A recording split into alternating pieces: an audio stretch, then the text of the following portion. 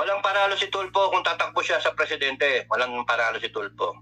Ang tingin ko dyan, tatakbo yan ng vice president. I-secure niya yung pagka-vice president. Ang magtatakbuhan dyan ng vice president, Tulfo, si Robin, baka si Aimee.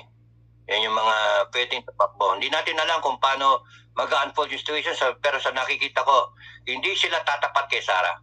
Alam nilang talo sila. Sayang. So sa president, sino sa tingin mo ang tatapat kay Sara? Walang pwedeng tumapat kay Sara. Kung meron man, talo. Panalo sigurado si Sara. Destiny na yun kay Sara eh. Kaya nga, kung sino man ngayon na nag-aambisyon na tapatan si Sara, ay mali, hindi dapat.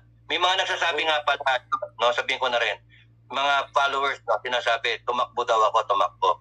Sabi ko, no, hindi. I will support Sara all the way.